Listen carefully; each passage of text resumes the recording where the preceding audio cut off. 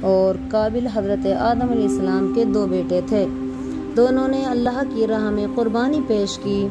حابل نے سچے دل سے اچھی چیز کی قربانی پیش کی۔ قابل نے ردی اور نکمی چیز کی قربانی دی۔ اللہ نے حابل کی قربانی قبول فرمائی اور قابل کی قربانی نامنظور کر دی۔ اس سے قابل کو اپنے بھائی سے حسد پیدا ہوا اور اس نے حابل سے کہا کہ میں تم کو قتل کر ڈالوں گا۔ حابل نے کہا اس میں میرا کیا قصور ہے؟ قصور تمہارا ہے کہ تم نے اللہ کے جناب میں گستاخی کی، اس کا ادب نہ کیا۔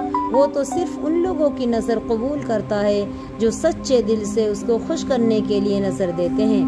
اگر تم مجھے قتل کرنے کے ارادے سے مجھ پہ ہاتھ اٹھاؤ گے، میں تمہارے قتل کے لیے اپنا ہاتھ نہیں اٹھاؤں گا، کیونکہ میں اللہ تعالیٰ سے ڈرتا ہوں۔ آخر قابل نے حابل کو مار ڈالا اور اللہ سے بالکل نہ ڈرا۔ قتل کرنے کے بعد وہ سوچنے لگا کہ حابل کی لاش کو کیا کریں، کیونکہ اس کو چھپانے کا طریقہ انہیں معلوم نہ تھا۔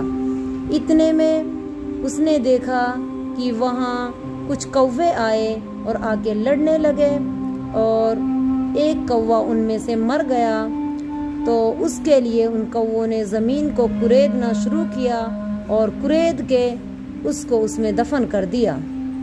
حابل نے کہا کتنے افسوس کی بات ہے، مجھ میں ان جانوروں جیسی بھی عقل نہیں ہے۔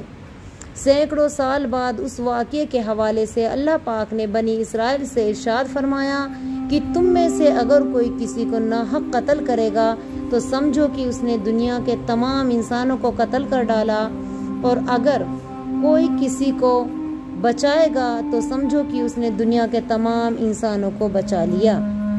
ہمیں چاہیے ہم انسانیت کی خدمت کریں۔